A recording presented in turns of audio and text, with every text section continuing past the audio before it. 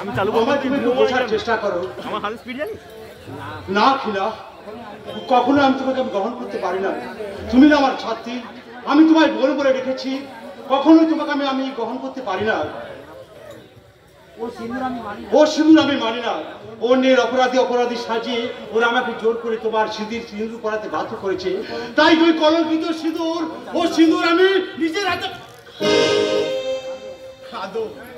কাঁদো গো পাষাণ প্রতিমা, তোমার দু চোখ বেশ হয়ে পড়ো অঝোরের ধারা। তবুও তোমায় আমি স্ত্রী বলে স্বীকার করবো না। কেন করবো? তুমি তো আমার সুখ, স্বপ্ন, আশা, ভালোবাসাকে ভুল করে দিয়েছো। আমাদের আমার ভাই বোনের মধুর সম্পর্কে কলঙ্কিত করেছো। আমি নাকি তোমার নারীত্বকে খুন করে তোমায় আমি বোমা করে দিয়েছি। বলো বলো আকে বলো, কারা কেড়ে নিয়েছে তোমার বাক শক্তি? তুমি বলো আকে বলো তো, কারা কেড়ে নিয়েছে তোমার জীবনের অমূল্য সম্পদ?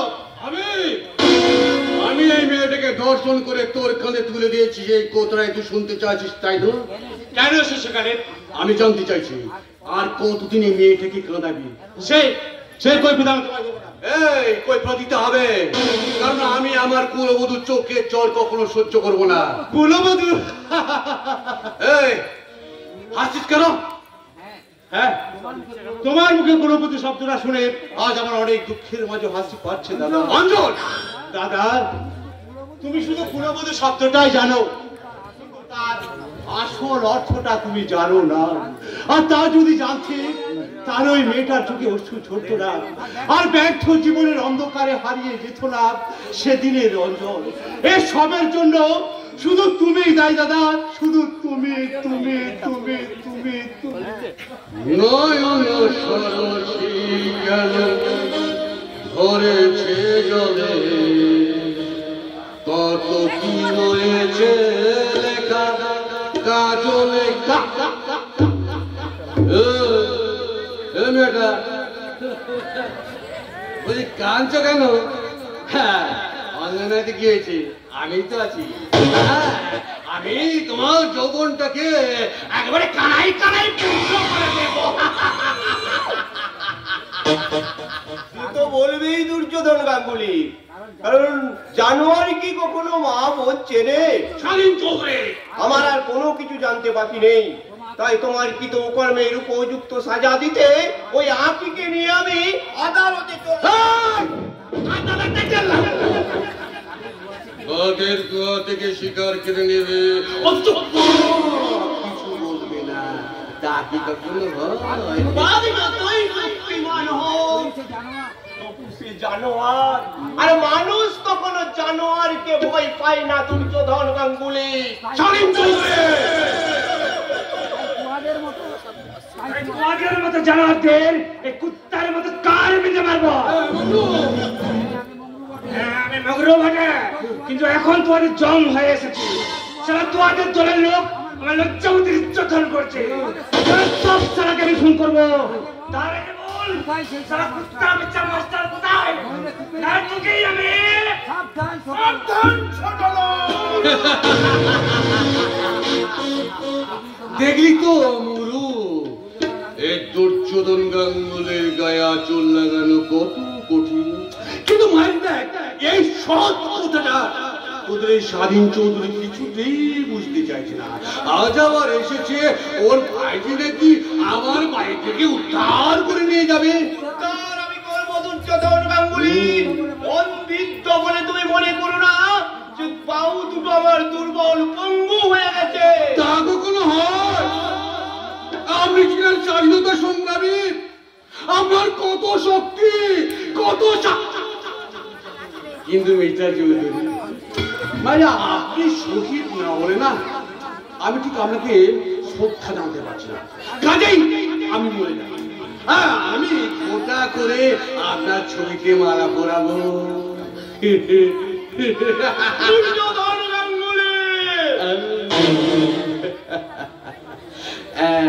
বলছি যে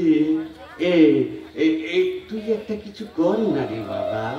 আদেশ করো বড়দা, এই দুটোকে একেবারে শেষ করে দিই। খুন খারাপ হলে বহুত ঝামেলা হবে। ঠিক বলে, বুদ্ধি আছে, ফিনিশ করে দি, ফিনিশ করে দি। শোন, আমি বরং কিছু সেবামূলক কাজ। হ্যাঁ, এই শরীন চৌধুরী নাকি জনসভায় বলে বেরিয়েছে আমি নাকি জনসাধারণের জন্য 25 লক্ষ টাকা আত্মসাৎ করেছি। হ্যাঁ করেছিলি তো। সরকার পুকুর খননের জন্য যে 25 লক্ষ টাকা বরাদ্দ করেছিলেন সেই টাকায় আপনি কটা পুকুর খনন করেছেন দুর্যোধন গাঙ্গুলি? বাগান প্ল্যান লেগেছে রেখেছে এত টাকা নিয়েছিস তাই কটা কাজে লাগিয়েছিস সব হিসাব তোকে দিতে হবে।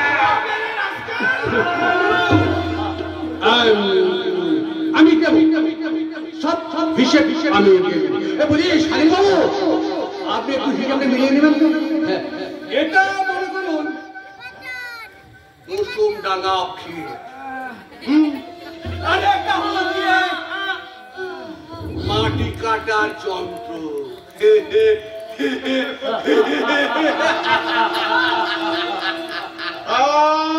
বন্ধ করো বন্ধ করো। এই মগরুর ওর অত্যাচারের কাহিনী যখন ওই সাঁওতাল মুন্ডারা শুনবে তখন পেপা কুত্তার মতো আপনার বাংলার দিকে ছুটে আসবে। আপনি শুধু হিসেবে কেমন জনসাধারণের জন্য আশা এই 25 লক্ষ টাকায় আমি কুসুম ডাঙ্গার ফিল্ডে এখন খনন করব একাকে।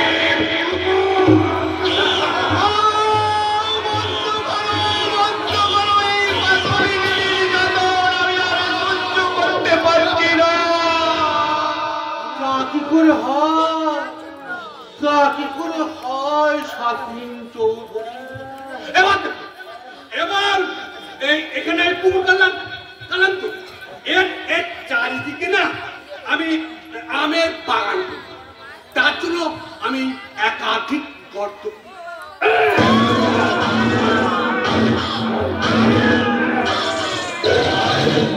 আরে গর্তে আমি রোপণ করলাম একাধিক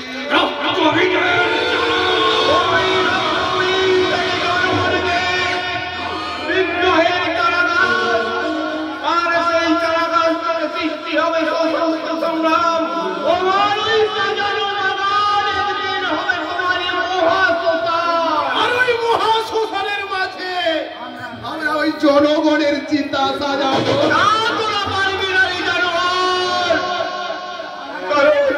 এই জনগণের সামনে তুলে ধরবো আমারই সচক্ষে দেখা তোদের ওই বড় বড় তার ইতিহাস।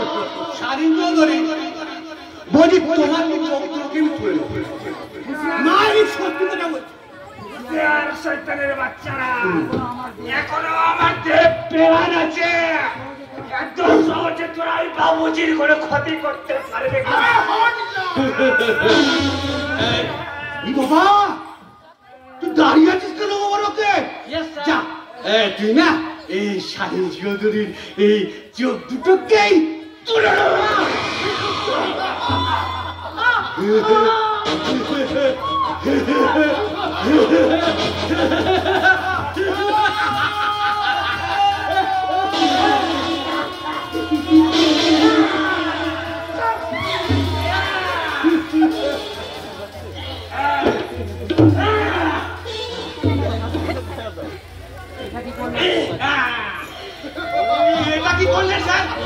এই তো চলে এসছে। কে বলে দেশের পুলিশ কাজ করে না, দেখো ঠিক সময় চলেছে। বলছি আমরা ডাইনি মানে এই শালীন চৌধুরী লোকেরা মৌরুর উপর অত্যাচার করছে। বাবা রকম ভাবে মিলছে। আর সেই অত্যাচার সহ্য করতে না পেরে মৌরুর লোকেরা শালীন চৌধুরীর দুটো চোখই তুলে নিয়েছে। বলছি রকেট তুই হাতে ঝুলতে দাঁড়িয়েছিস কেন? তুই ওই ছুরিটাতে মঙ্গলুর ফিঙ্গারপ্রিন্ট লাগানোর দায়িত্বটা কিন্তু নয়ন সরসী কেন করেছে জলে, কত কি রয়েছে লেখা নয়নে নয়নে।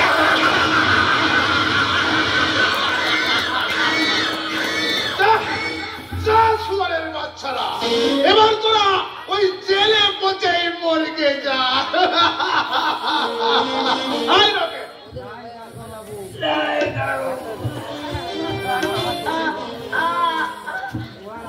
আমার দেহে রক্ত ঝরিয়েছে, ওরাই ওই বাবুজিকে অন্ধ করেছে। চুপ করতে বলো। যখন বলে তুই অপরাধ করলেও অপরাধী আর না করলেও অপরাধী। আয় আয় বলছি।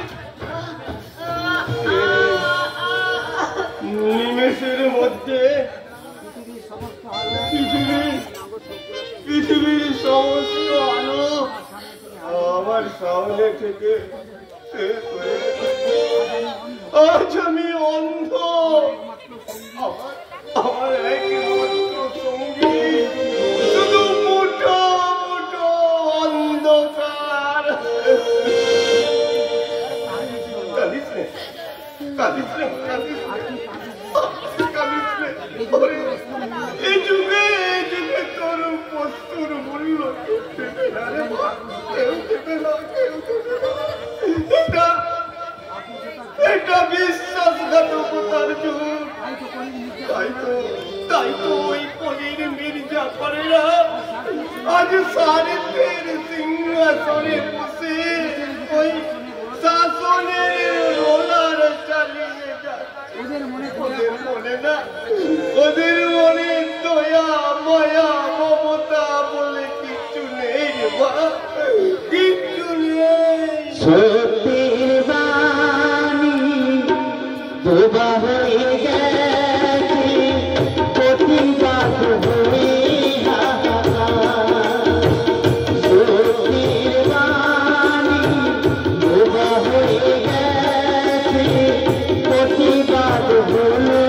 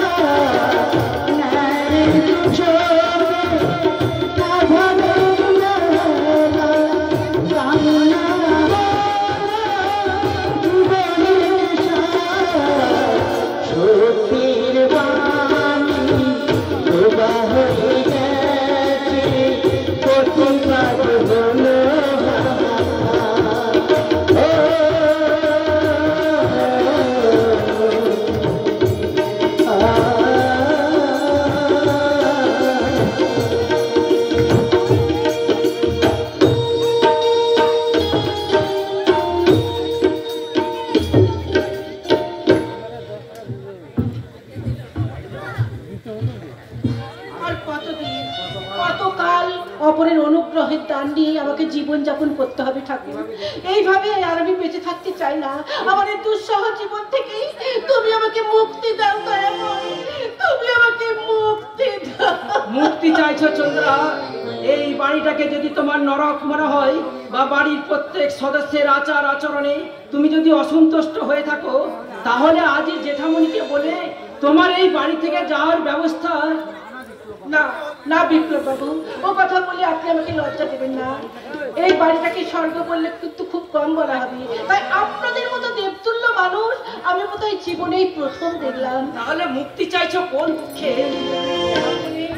হারিয়ে যাওয়ার দুঃখ। বোঝা নয় চন্দ্রা, হে আমার মানবিকতা। কিন্তু এই উদার মানবিকতা কতদিন থাকবে বলতে পারেন বিপ্লব বাবু? যতদিন না খুঁজে পাও তোমার নিজস্ব স্বাধীন একটা আশ্রয়। আমার মতো হতভাগীকে কি আশ্রয় দিবে বলতে পারেন বিপ্লব বাবু? যদি আমি দিই। আপনি? হ্যাঁ হ্যাঁ চন্দ্রা, জীবন যুদ্ধে জয়লাভ করতে হলে একজন সঙ্গিনীর প্রয়োজন। পারবে না, পারবে না চন্দ্রা, তুমি পারবে না আমার বন্ধুর জীবনে দুস্তর মুহূর্তগুলোকে অতিক্রম করার জন্য প্রকৃত জীবন সাথী হয়ে তুমি আমার পাশে দাঁড়াতে পারবে না। তুমি যদি আমাকে সাহস দাও তাহলে আমি নিশ্চয়ই পারবো বিপ্লবদা। কিন্তু কিন্তু ভাগ্যে আমার এত সুখ সইবে তো? ভাগ্য যদি আমাদের শুধু দুঃখই দেয়, সেই দুঃখটুকু আমরা সমান ভাগে ভাগ করে নেব। তোমার চঞ্চল আমার মন ভরেছে, তুমি কি তা জানো না? তোমার চঞ্চলতা আমার মন ভরেছে।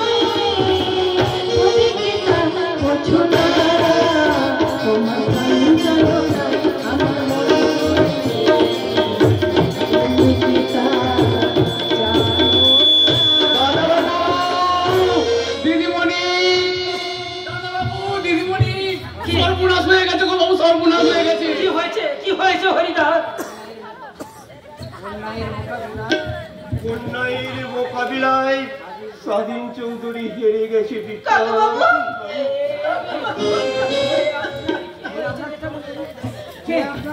আপনার চোখের দৃষ্টি কেড়ে নিয়েছে এদেশের স্বাধীনতা। তাই তো শহীদ হওয়া বীর সৈনিকদের আমি ডেকে ডেকে বলছি, ওগো শহীদ, মৃত্যুর বিনিময়ে তোমরা যে স্বাধীনতা কিনেছ, একটিবার তোমরা তাকিয়ে দেখো সেই স্বাধীনতার কি নির্মম পরিণতি।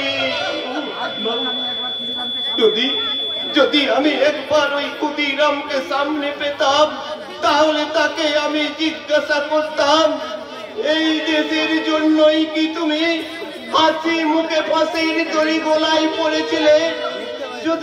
যদি নেতাজিকে পেতাম, তাহলে আমি জিজ্ঞাসা করতাম, এই স্বাধীনতার জন্যই কি তুমি করেছিলে তোমার আজাদিন ফৌজ নিয়ে আপসিন সংগ্রাম? ওগো শহীদ হওয়া সৈনিকের দল, এই দেশ আজ বীরুকা পুরুষে ভরে গেছে। অন্যায়ের প্রতিবাদ করার মতো মানুষ আজ আর এই দেশে নেই। তাই তোমাদের কাছে আমার একটাই অনুরোধ, আর একবার তোমরা নেমে এসো এই ভারতের মাটিতে। তোমাদের বজ্র হুঙ্কারে কম্পিত হোক আকাশ বাতাস, দিকে দিকে উড়িয়ে দাও সশস্ত্র বিপ্লবের নিশান। আবার তোমরা কারো স্তরে চিৎকার করে বলো, বন্দে মাতরম।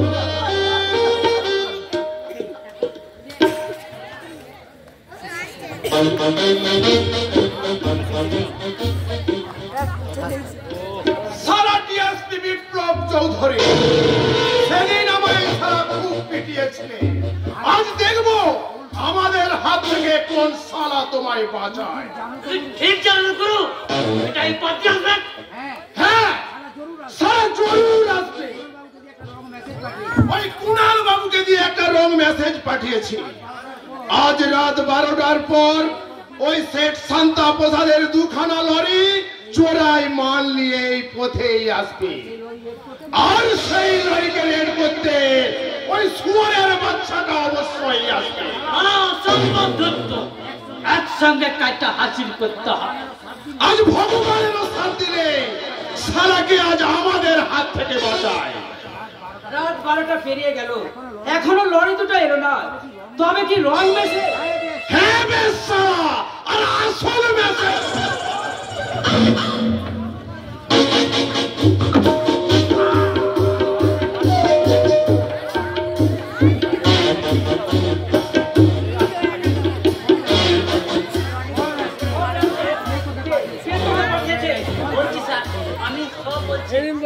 মারবেন না স্যার, আমি মারা যাবো স্যার। আমি দুর্যোধন গাঙ্গুলির দলের লোক। দুর্যোধন গাঙ্গুলি আপনাকে খুন করতে আমাদের পাঠিয়েছিল স্যার। মারবেন না স্যার, আমার মারবেন না। আপনি যা জানতে চাইবে আমি সব বলে দেবো। কারো আখির ইজ্জত নিয়েছে জানিস? জানি স্যার, জানি। কারো অভিকে কিডন্যাপ করেছে বলতে পারবি? পারবো স্যার, পারবো। আমি সব বলতে পারবো। ওই দুর্যোধন গাঙ্গুলি আখির ইজ্জত নিয়েছিল। কি বললি? ওরা সবাই মিলে অভিকে খুন করেছে, সত্যবান রায়কে পাগল করে দিয়েছে, মৌরিকে ক্ষত বিক্ষত করেছে। আর পেটের তাগিদে আর বাঁচার জন্য আমি নিজের হাতে সাদির চোদ্দের বন্ধ করে দিয়েছিলাম।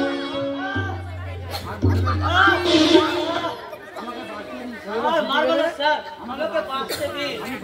আমি বাঁচতে চাই। বাঁচতে তোকে দেবো আজকে। কাল সকালে আদালতে প্রাণ সাক্ষী হয়ে যদি সমস্ত কথা স্বীকার করিস তবে তোকে আমি বাঁচতে দেবো। আমি সাক্ষী দেবো স্যার, আপনি শুধু আমায় বাঁচিয়ে দিন। শয়তান দুর্যোধন গাঙ্গুলি, আইনকে তুমি বুড়ো আঙুল দেখিয়ে দেশের লোকদের বোকা বানিয়ে অনেক পাপের সিঁড়ি তুমি পেরিয়ে এসেছো। তোমার সেই চলার পথে আমি কাঁটা ছড়িয়ে দেবো। তোমার পাপ জীবনের সমস্ত আলো আমি নিভিয়ে দেবো। আমার সততার আদর্শের তীব্র অস্ত্র দিয়ে তোমায় পঙ্গু করে দিয়ে এই সমাজের মুখে প্রমাণ করে দেবো এই দেশে এখনো আইন আছে। আর সেই আইনকে রক্ষা করার জন্য আছে আমার মতো সৎ পুলিশ অফিসার। পদের কাছে অর্থ যশ মানের চেয়েও দেশ অনেক আগে। দেশের মানুষ আমার কাছে অনেক আপন, দেশের মাটি আমার কাছে পবিত্র। তাই আমি ঈশ্বরের নামে শপথ করে বলছি, তোমাকে আমি আইনের বিচারের কাঠগড়ায় তুলবই তুলবো।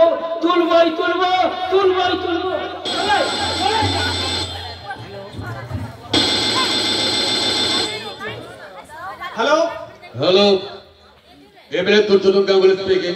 সর্বনাশ হয়ে গেছে স্যার, ডিএসপিকে খুন করে দিয়েছে, রকেট ধরা পড়েছে। মারে চোটে রকেট সব নিবন্ধন তো ফাঁস করে দিয়েছে। কাল সকালে ওকে রাজশাহী বানিয়ে চালান করে দেবে। সিরোদের মধ্যে রকেটকে আবার চাই এবং ওকে আমার কাছে হাজির করে দায়িত্বটা ঠিক আপনারই। অসম্ভব স্যার, রঞ্জনকে ছেড়ে দেওয়ার পর ডিএসপি আমাকে সন্দেহ করছে। কে কাকে সন্দেহ করছেন তা জানার আবার কোনো প্রয়োজন নেই। আবার শুধু রকেটকে প্রয়োজন। আজ রকেটকে আপনি আমার কাছে পৌঁছে দিবেন। কাল আপনার স্ত্রী এবং শিশু পুত্রের লাশ দুটো গঙ্গার জলে ভাসবে। Sir good night. Sir sir sir আমার একটা কথা শুনুন স্যার। স্যার প্লিজ স্যার আমার কথা শুনুন। শালা শুয়োরের বাচ্চা আমাকে বিপদে ফেলে দিয়ে ও শালা বাঁচতে চায়। উফ, কেন যে এই শালার সঙ্গে হাত মিলিয়েছিলাম। এখন আমি কি করি? রকেটকে বের করতে না পারলে আমার স্ত্রী আর খোকন সোনা, না না, যেমন করে হোক রকেটকে আমাকে বের করে আনতেই হবে। তার আগে বিচারটা করে দিয়ে যা। ওইসা মাস্টার আমার লোকের দিকে তোর আছে, তুই ওর বিচার কর। ব্যাপার নিয়ে মাথা ঘামানোর সময় আমার এখন নেই। আরে ছোটখাটো ব্যাপার কি বুঝছিস রে দারোগা বাবু? ছোটখাটো ব্যাপার কি বুঝছিস? ছোট জাত বলে ওদের ঘরের মেয়া মানুষের অসম্মানটাকে ছোটখাটো ব্যাপার বলছিস বটে? এটা যদি তোর ঘরের মা বোনদের উপর ঘটতো। একটা বাজে কথা বললে তোর মুখটাই আমি এখানে ফেলে দেবো। লাই আমি জানতে চাই তুই ওর বিচার করবি কি লাই? তুই ওকে ধরে নিয়ে যাবি কি লাই? আমরা জোর করে তোকে ঘিরে ধরবো, জোর করে খুলে আইনের পোশাক ছিলাই এলো আইনের হাতিয়ার, তারপর সেই হাতিয়ারটা নিয়ে আমরা ওই সব মাস্টারে বিচার করবো।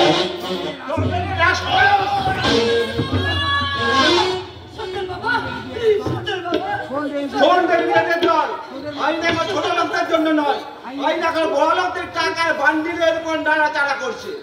যেদিন টাকার উপর টাকা ঢালতে পারবি সেদিন এই আইনের ব্যবস্থা নিতে ছুটে আসবি। দারোগা বাবু কি বলে গেল রে? লজ্জা ওই দারোগা বাবু ঠিক কথাই বলে গেছে সর্দার বাবা।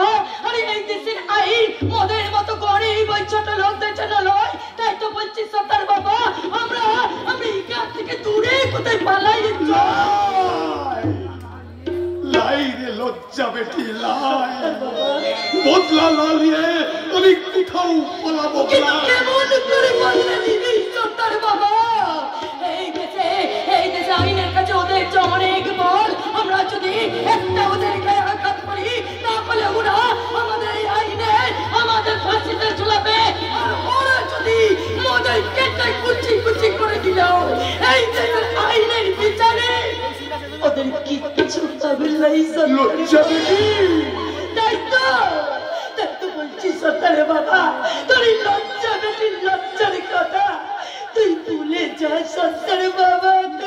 কিন্তু তুই আমার এই অপমানের জ্বালায় বলতে আমি ওই নদীর জলে চাপিয়ে পড়লাম।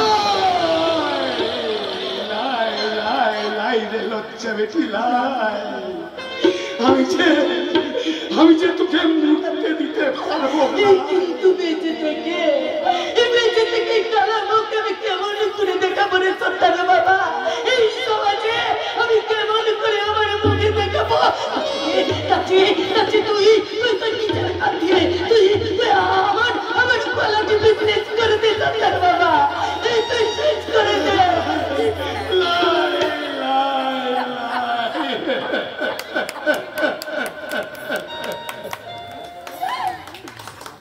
বাবু